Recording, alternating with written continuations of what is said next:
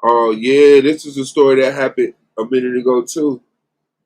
Sure. Damn, they charged him. It was a dude. Let me put it up.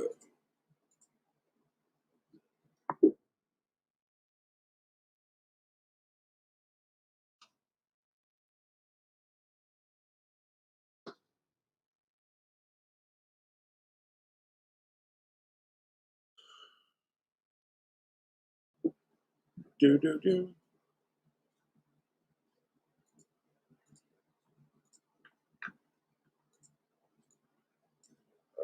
So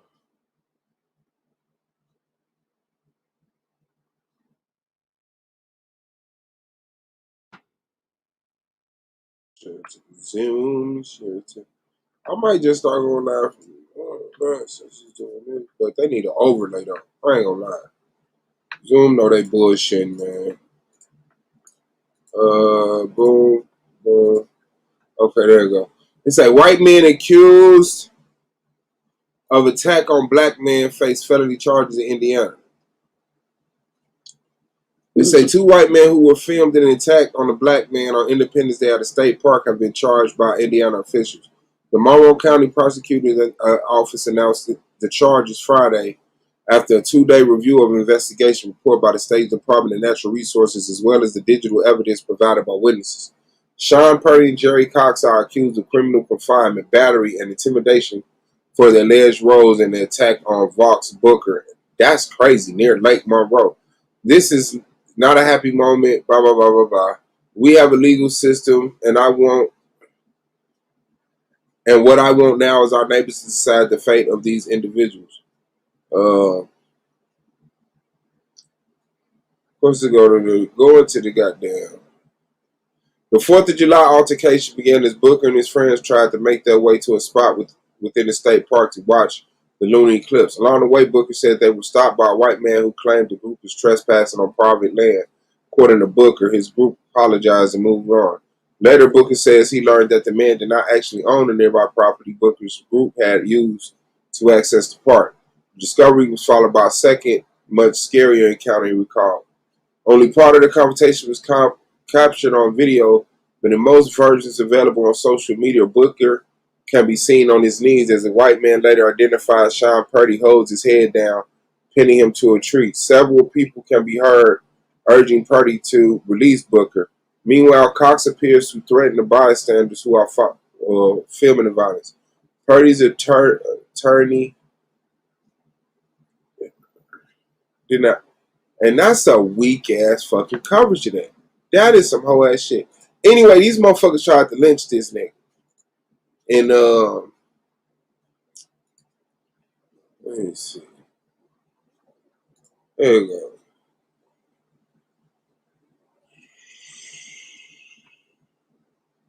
Oh, fuck out of here. Fuck out of here.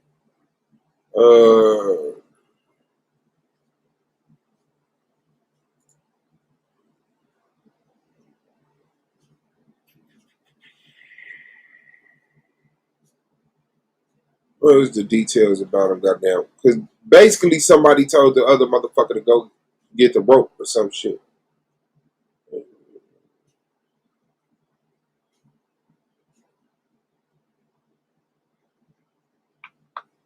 Let me see. Let me just find the fucking video.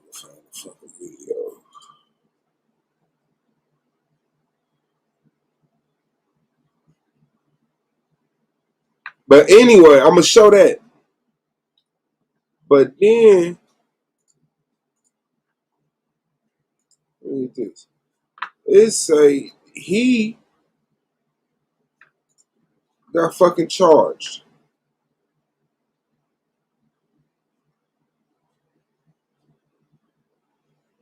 See, see what I'm saying? How the fucking news, but they leaving this shit out, and I just breezed through it. I ain't even really focused on it, but they say the hate group tore some of his hair as they beat his head and body, yelling "white power." A black man in Indiana was almost lynched by a mob of white men in the woods is now being charged for defending himself during the attack. He encountered with a group of drunk white men who claimed he and his friends were on private property last year. The confrontation turned violent when a mob purported white supremacists attacked Booker and attempted to lynch him as he sought to retreat from the area. Total of 5 people reportedly jumped Booker, dragging his body and pinning him against a tree. Hate group tore some of his hair and beat his body, saying white power. Okay, here go the video.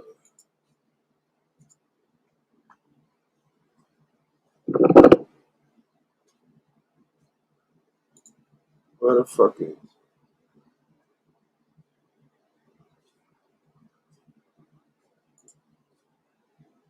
Causing more problems. You are so. You're doing this. Sean, let him go. We're just trying to get out of here, guys.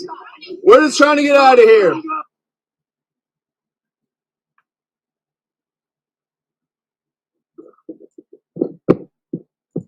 Come on, man, play that shit. What the fuck you doing?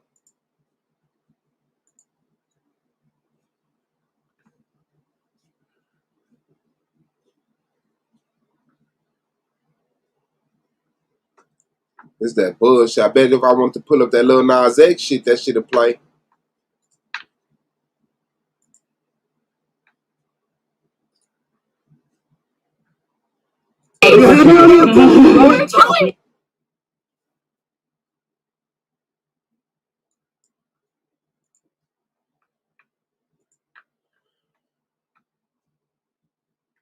That shit crazy. I know. I have no problem. I have no problem.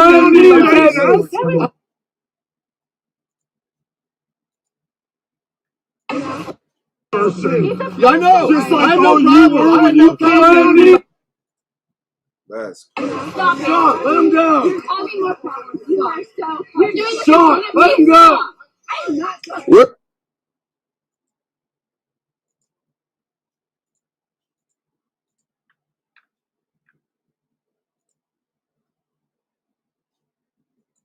That's crazy. But yeah, now they talking about they charging him with what?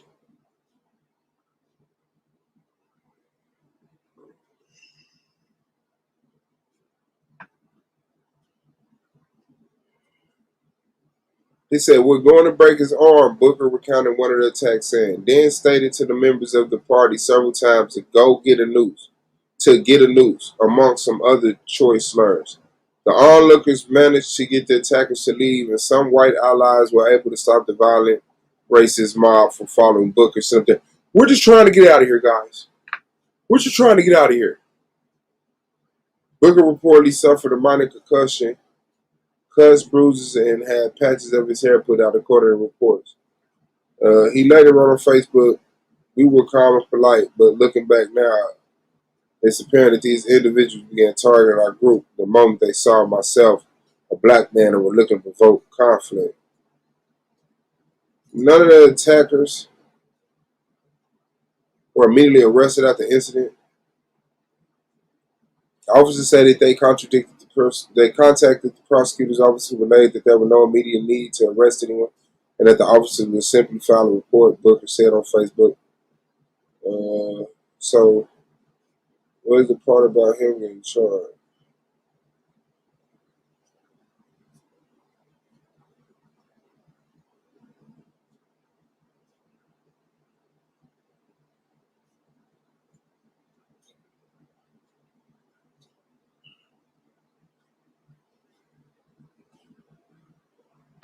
Where's the part for him getting charged? How do you leave the part about what he got charged for?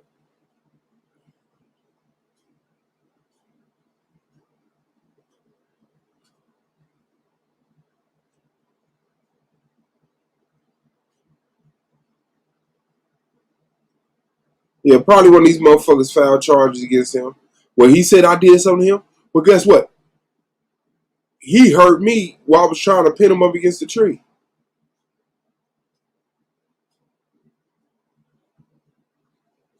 That shit crazy. Like, it should be a hate crime and all of that shit.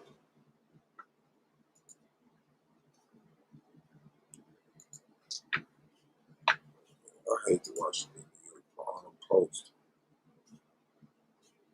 And that shit crazy. That shit crazy.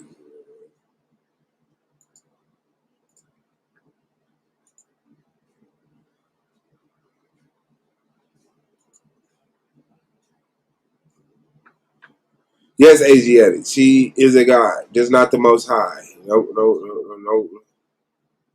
Yes. Yes. I don't know why y'all bring that up, but I agree with you.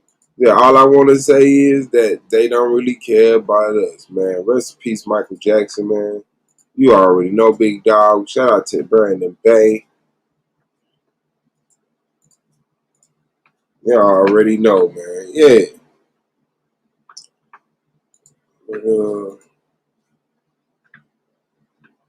Asiatic is Islam Greek, man. Why you ain't talking about our debate? You talking about me and West?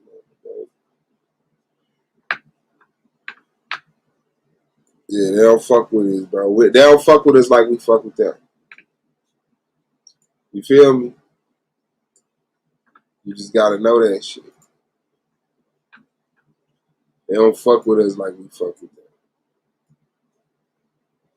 Like fraudulent.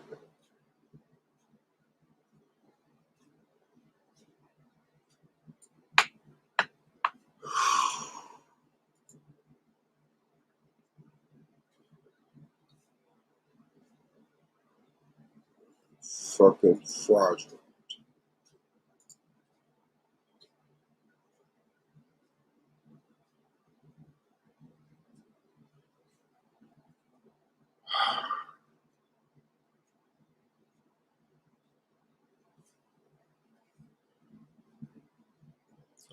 So yeah, that's the thing. So yeah, that is the thing.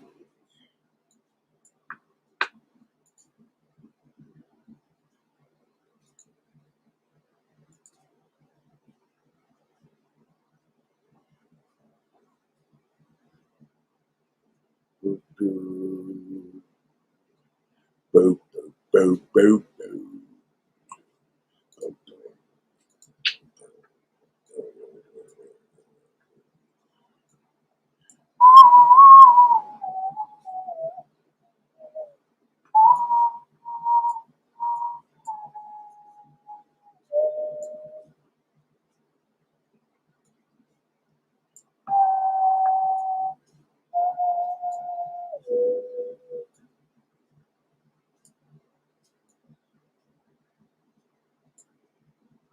Is that cool? Teacher, you slow teacher.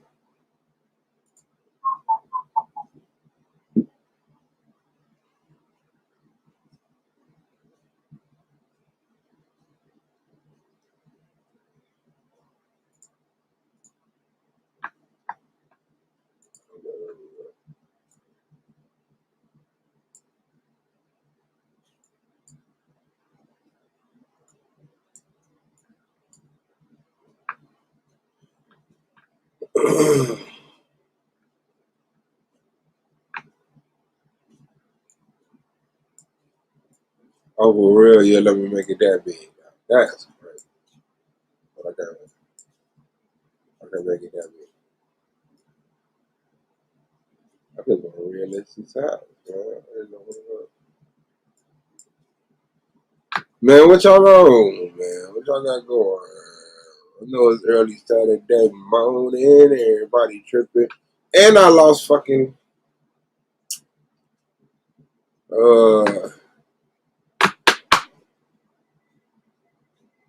Oh, excuse me. I gotta forgive me for that. And I lost the fucking manager of YouTube streams.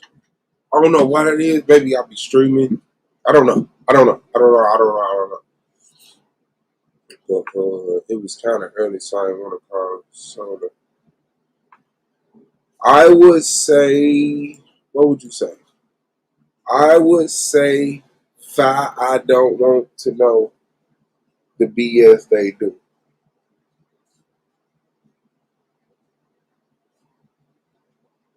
I would say, I don't want to know the BS they do.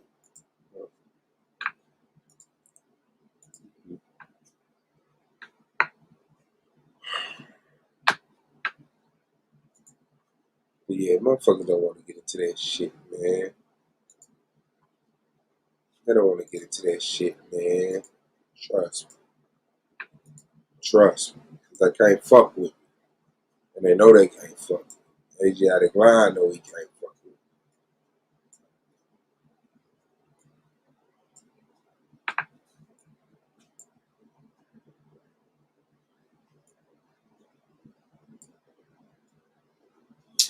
They just got you big as hell. Little small. Damn. And then it jumps. That's unrealistic. It's unrealistic looking. You know? But this my favorite one. That's the one I like. But anyway. Any fucking way.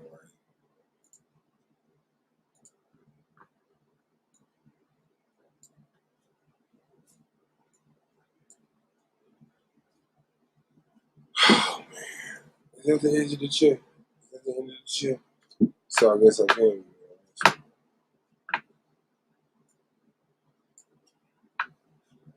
Are you for real? Are you playing? Fam. That bullshit, fam.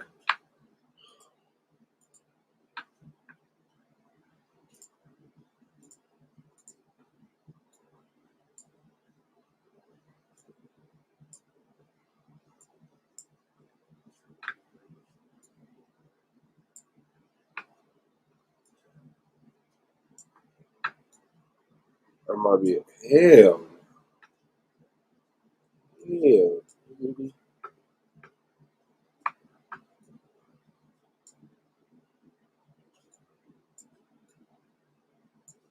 For real. That's how y'all gonna do it. Let's see. Let me see. He said drop the link pinned to the top. Yeah.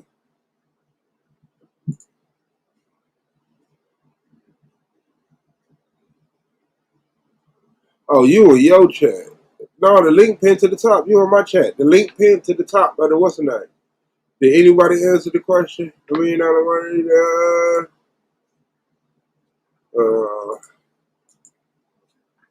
Yeah. Well, survey is saying, will Van Jones help blacks with 100 million from Bezos? Right, the majority of people are saying niggity no. That should be it right there.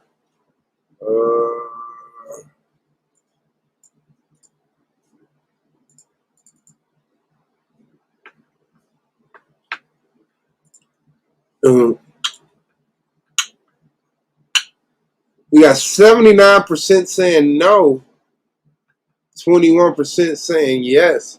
I must admit, I voted yes. I don't know why I just voted yes. Anyway,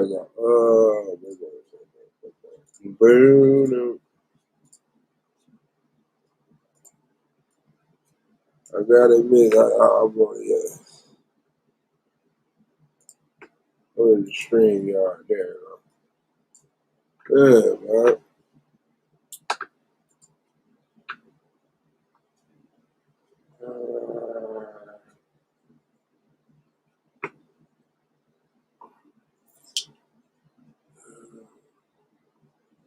Yeah, man. I don't.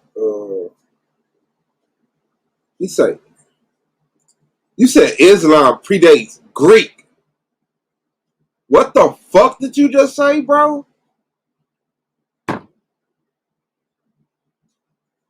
What the fuck did you just say?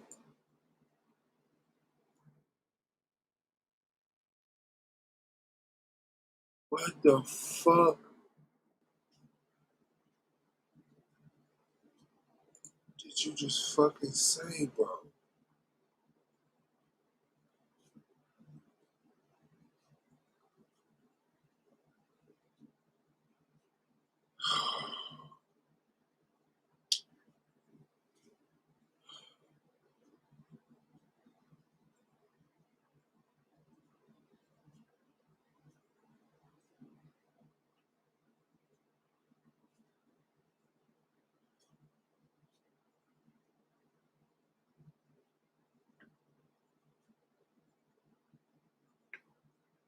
What the fuck this nigga just say?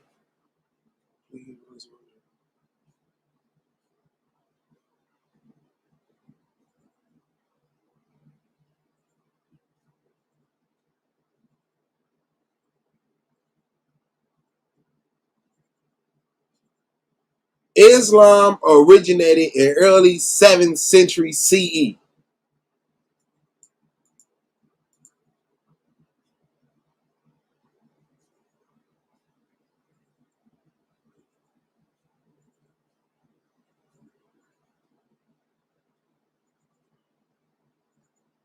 What is wrong with you?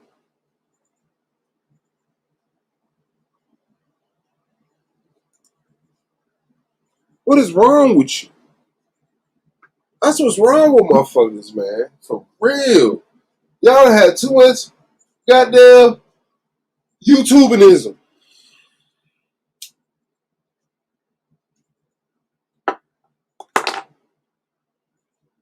Come with that it predate Greek shit.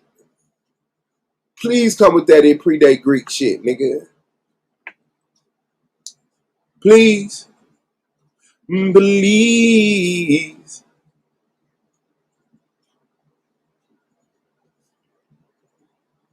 That shit is crazy. That shit is crazy. That shit is crazy.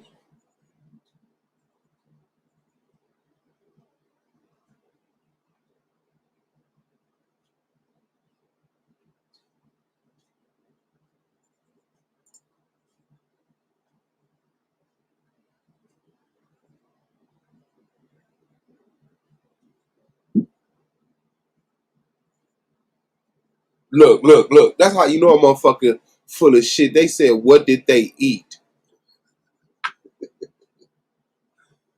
This nigga said, hey, look, he ain't got no information about the goddamn. Oh, shit. He ain't got no information on it. This nigga all the way down to what they eat. He said, follow the food. The food will prove. Man, get the fuck out of here, nigga. Follow the food. Yeah, don't follow the books. Don't follow the recordings.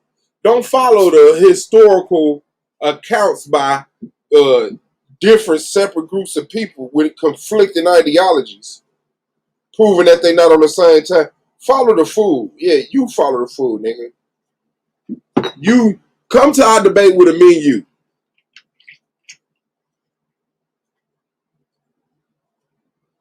Come to the debate with the menu list and watch what happens.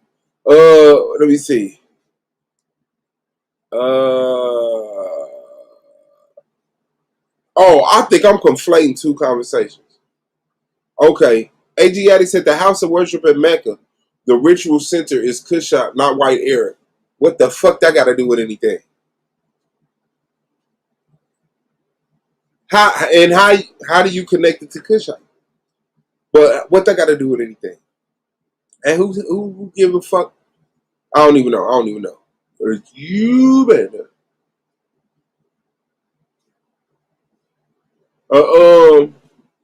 What you talking about, Micah L?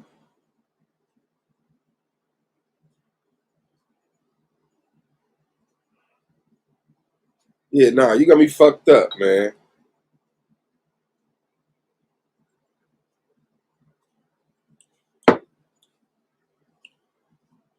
Kaaba is the oldest spiritual center on the planet. All right, man. Do your thug thizzle, man. I know you better show up to that debate. I know you better show up to that debate with all these random motherfucking claims. Oh, shit.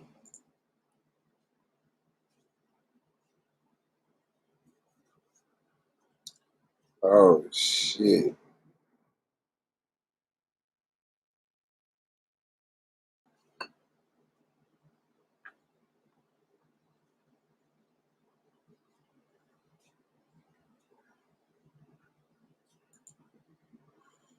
Yeah, come on.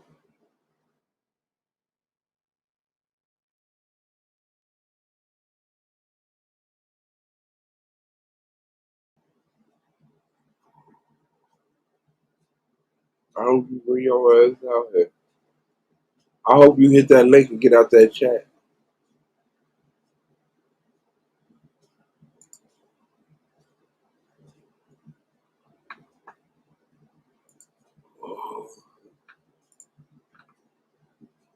I don't see that.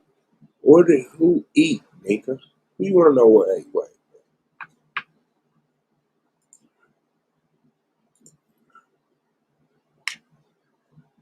Yeah, I like them motherfuckers too. Yeah, yeah.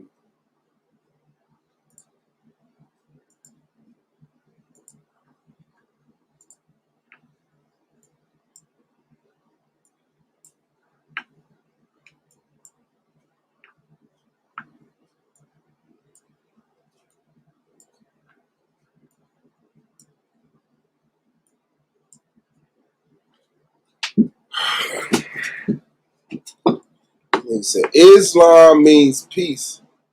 I'm sure peace predates Greeks. Man, y'all better shut the fuck up talking to me. Hey, hey, for real, bro. This what you gonna do? Huh? Is this what you gonna do in the debate?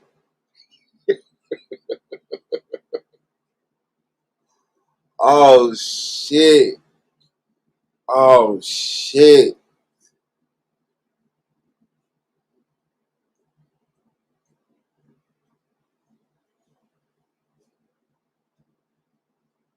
Hey, yeah, you are fucking with me, bro. You is not coming to no debate with no shit like that, bro. You can't. Man, Kaaba is the oldest spiritual center on the planet. I can't believe you saying this, bro. I got that book though. You are programmed. All right. I will see your ass. You say them dark Italians eat different.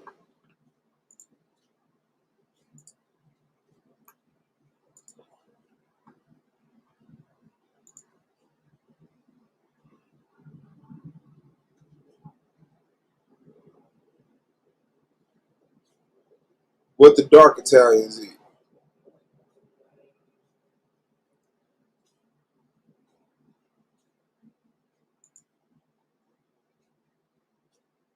I don't know what you're talking about. He say, we have multiple spiritual practices before worldwide religion. I don't know what's wrong with motherfuckers, man. Let me look that up. Let's see.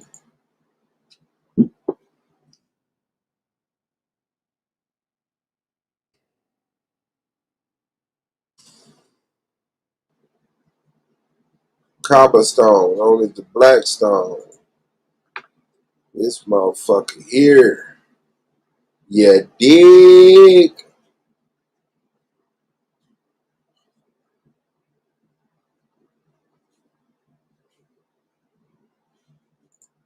the Kaaba.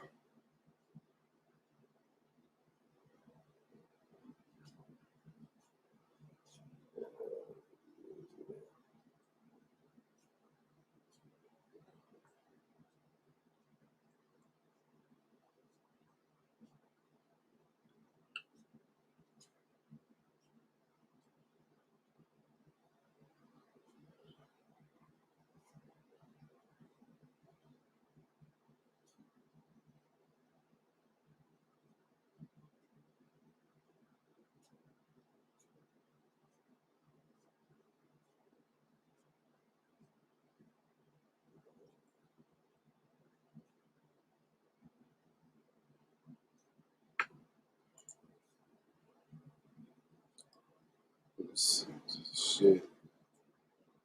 This shit's a history. Religion. Religion and pre-Islamic. What? Pre-Islamic Arabia. What? What? What is pre-Islamic Arabia?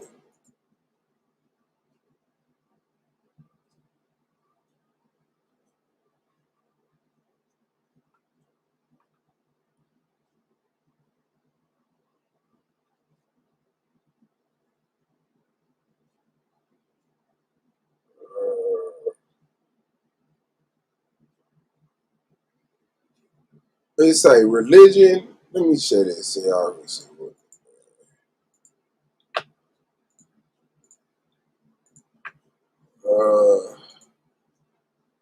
Religion in pre-Islamic Arabia included indigenous Arabian polytheism, ancient Semitic religions religions predating, religions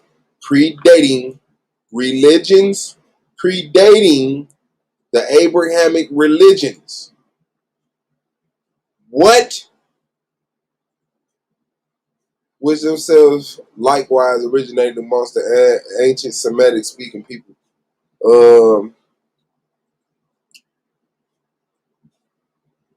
Let me see. Pre-Islamic based on veneration of deities and spirits.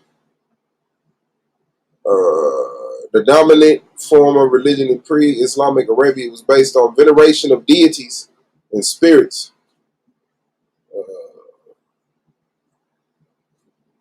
Various gods and goddesses.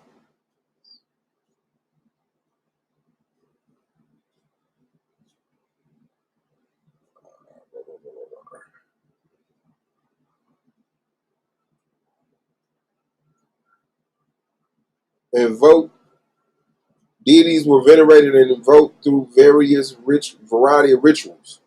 That ain't y'all, including pilgrimages and divination. That ain't y'all. You want to talk about what you can prove? Oh, okay.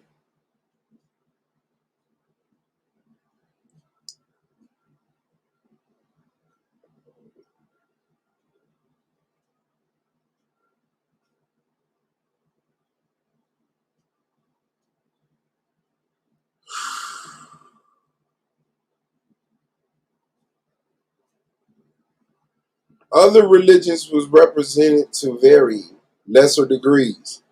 The influence of adjacent Roman and Axumite civilizations resulted in Christian communities in the northwest, northeast, and south of Arabia. Wow. Wow.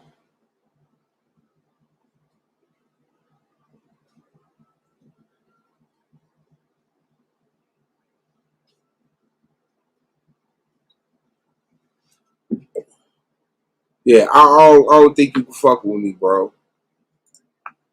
I don't think you can fuck with me, bro. Not with that, man. Not with that, man. Not with that conversation. Especially when I show you that Lockmead stronghold. Huh? What was that? The first Muslims, Jewish converts, Jews, a bunch of Arab Jews that was giving Islam over there where you claim Mount Hira was at. But it's a city called El Hira or Al Hira. But when they came into the Islamic shit, they took a lot of the L and the Al off of shit. Or was it when it became Americanized, Westernized, or something? But I know a lot of these places was like Al Hira, El Hira. He said all I really need is the Quran, but I will use other sources. Islam versus Greek? No, Islam is Greek. Islam is Greek, not versus. That's crazy. Nah, Islam is Greek.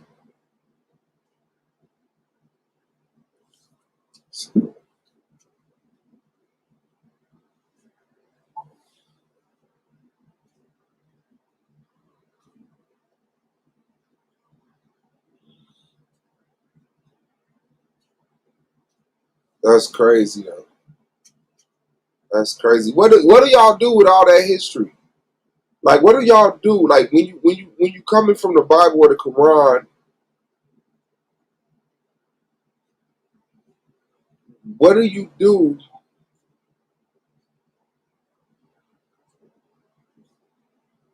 with all the history that's compiled? You just doubt it. You just say it's an obvious lie. But this is what I'm saying. The Greeks give you the Bible.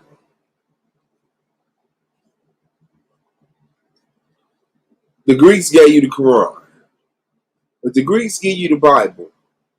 And then the Greeks give you history. And they conflict each other. There's biblical history, and then there's antiqual history. And they conflict with each other. So you say, no, the Greeks lied about, antiqual history, about real history, but the Bible is the truth. But they gave you that too. They gave you these Greek writings and said, but they were originally in another language that is lost, called Jewish, called Hebrew, from a people who were Jews. So I don't know, man. What do you do with that history, man? I don't know. But yeah, man. Asiatic line, you right.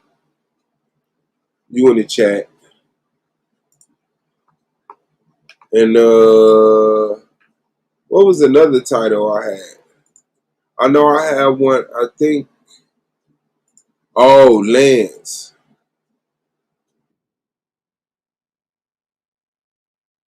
Were the Greeks black?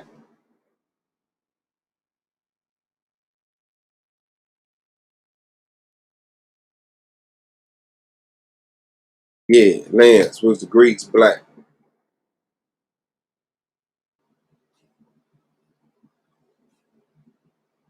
Yeah.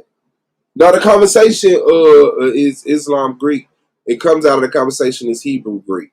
Because I believe the Greeks gave you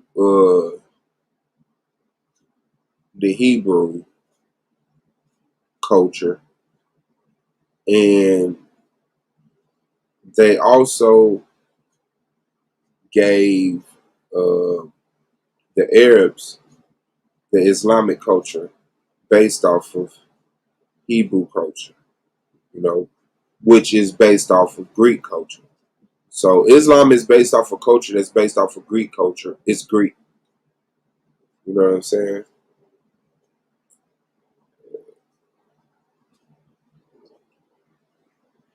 I really hope Klein returns so I get that flat earth debate. So I got 9 titles right now.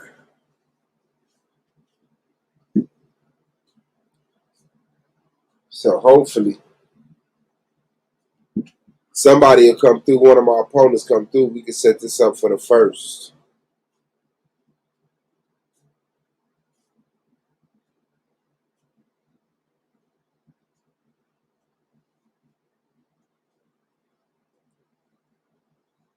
It don't matter who it is. It really don't matter who it is.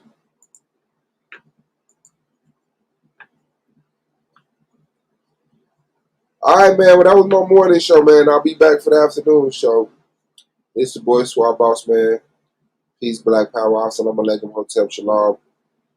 I say peace, my niggas. We out.